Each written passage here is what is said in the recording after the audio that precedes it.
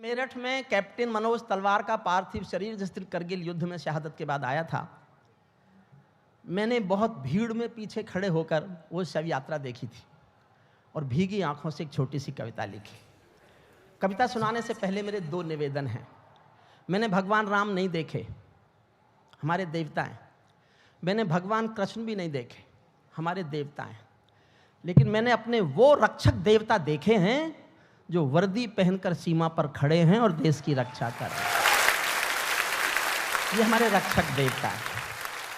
मैं पुलिस के सिपाही और फौज की वर्दी को सल्यूट करता हूं, सलाम करता हूं और उनसे बड़ा देश का भक्त किसी को भी नहीं मानता। देश के असली देशभक्त वो है। छोटी सी कविता है, सुनिए। मैं केशव का 5 जन्म भी गहन मौन में खोया हूं। ताली बजाना मत बजाना, दिल से सुन लो। मैंने एक ही कविता लिखी है जिसके लिए मैं कह सकता हूं मेरी अच्छी कविता है।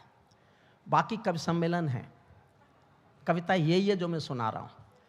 कविता कवि सम्मेलन से बड़ी चीज है, लेकिन इस देश में कवि सम्मेलन की मांग ज्यादा है तो कवि सम्मेलन ज्यादा होते हैं। मैं केशव का 5 जन्म भी गहन मौन में खोया हूँ। उन बेटों की याद कहानी लिखते लिखते रोया हूँ। उन बेटों की याद कहानी लिखते लिखते रोया हूँ। जिस माथे की कुमकुम बिंदी वापस लौट नहीं पाई, चुटकी झुमके पायल ले गई कुर्बानी की यमराई। कुछ बहनों की राखी जल गई है बर्फीली घाटी में, वेदी के गठबंधन मिल गए हैं करगिल की माटी में। पर्वत पर कितने सिंदूरी सपने दफन हुए होंगे, 20 बसंतों के जज्बाती बेटे हवन हुए होंगे। टूटी चूड़ी धुला महावर रूठा कंगन हाथों का, कोई मोल नहीं दे सकता बासंती जज्बातों का। कोई मोल नहीं दे सकता कोई मोल नहीं दे सकता बासंती जज्बातों का। जो पहले पहले चुंबन के बाद लाम पर चला गया। एक पल जीना मेरे साथ कर्नल साहब आपको सौंपता हूं, समर्पित करता हूं। जो पहले पहले चुंबन के बाद लाम पर चला गया, नई दुल्हन की से छोड़कर युद्ध काम पर चला गया। उनको भी मीठी नींदों की करवट याद रही होगी, खुशबू में डूबी यादों की सलवट याद रही होगी। खुशबू में डूबी यादों की सलवट याद। और मैं आज तक के इस महापर्व में अपने जीवन की सबसे अच्छी पंक्ति पढ़ता हूं। इस चैनल की इस महानता, चैनल की इस उदारता और चैनल के सामाजिक सरोकार के उद्देश्यों को समर्पित करता हूं। मेरे जीवन की मेरी सबसे अच्छी 2 पंक्तियां हैं, आपका प्यार मांगता हूं, सुनना। उनको भी मीठी नींदों की करवट याद रही होगी, खुशबू में डूबी यादों की सलवट याद रही होगी। उन आंखों की 2 बूंदों से 7 सागर हारे हैं। उन आंखों की 2 बूंदों से 7 सागर हारे हैं। जब मेहंदी वाले हाथों ने मंगलसूत्र उतारे हैं। जब मेहंदी वाले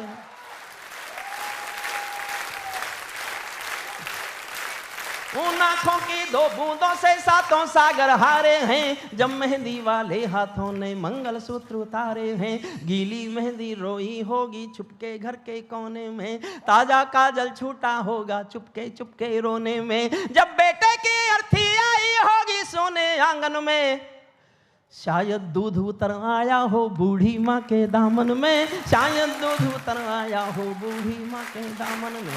वो विधवा पूरी दुनिया का बोझा सर ले सकती है। संसार के किसी भी मजहब में स्त्री अर्थी को कंधा नहीं देती। लेकिन भरतपुर के पास एक गांव है अजान, राजस्थान में। वहाँ का एक बेटा शहीद हुआ था, वीरेंद्र सिंह। ये कल्पना नहीं है, सत्य घटना है। जब सेना पार्थिव शरीर लेके आई तो उसकी पत्नी ने शादी के दिन वाले कपड़े पहनकर शमशान घाट तक अपने पति की अर्थी को कंधा दिया।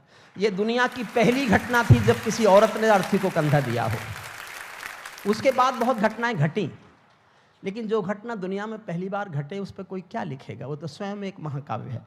मैंने एक पंक्ति लिखी है जो आपका लाड मांगती है, सुनिएगा।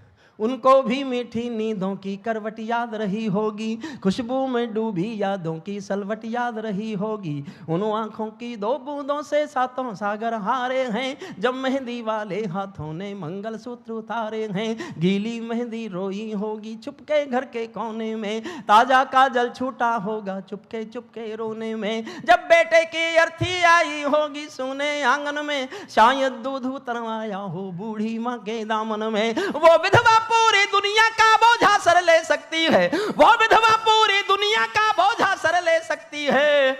जो अपने पति की अर्थी को भी कंधा दे सकती है, जो अपने पति की अर्थी को भी कंधा दे सकती है, जो अपने पति की अर्थी को भी कंधा दे सकती है।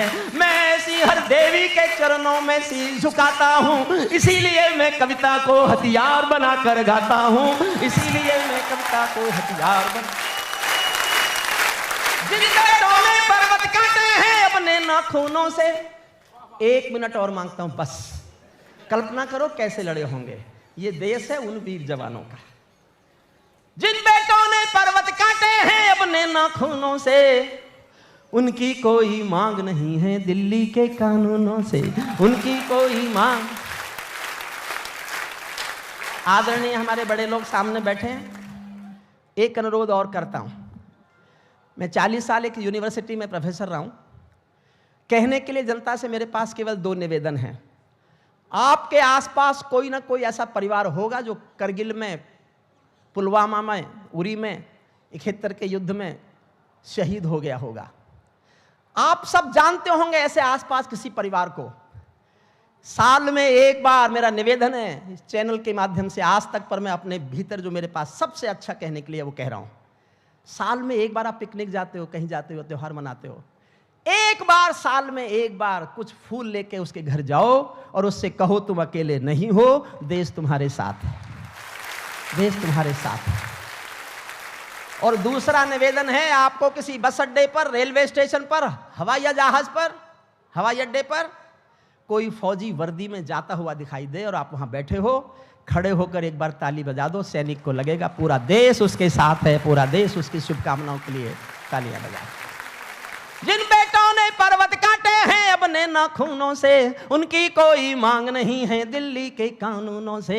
जो सैनिक सीमा रेखा पर ध्रुव तारा बन जाता है, उस कुर्बानी के दीपक से सूरज भी शर्माता है। गर्म दहानों पर तोपों के जो सीने अड़ जाते हैं, उनकी गाथा लिखने को अंबर छोटे पड़ जाते हैं। उनके लिए हिमालय कंधा देने को झुक जाता है, कुछ पल को सागर की लहरों का गर्जन रुक जाता है। उस सैनिक के शव का दर्शन तीर्थ जैसा होता है, चित्र शहीदों का मंदिर की मूरत जैसा होता है, चित्र शहीदों का मंदिर की मूरत।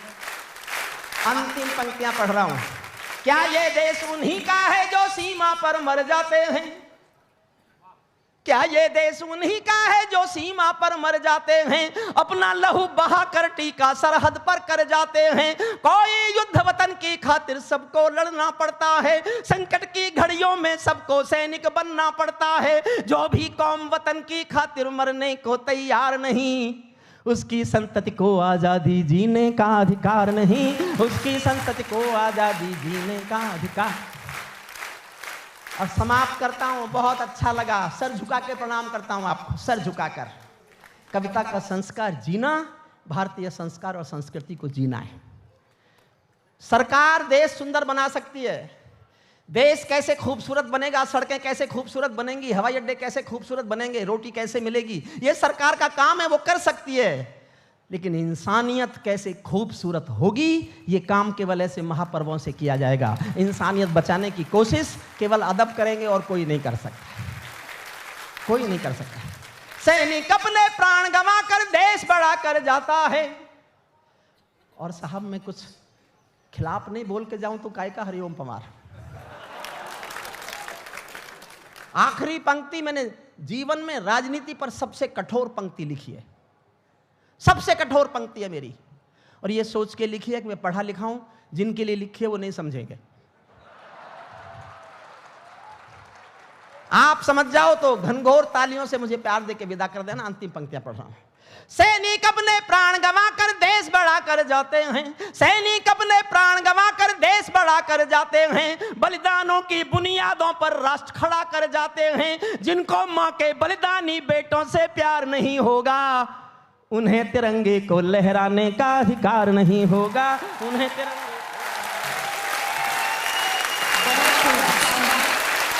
अपने जगह पर खड़े होकर वीर रस से ओत-प्रोत हमारे इन महान कवियों का धन्यवाद कीजिए कि आज एक अलग तरह का माहौल साहित्य आज तक के इस मंच से हमें देखने को मिला है। जी।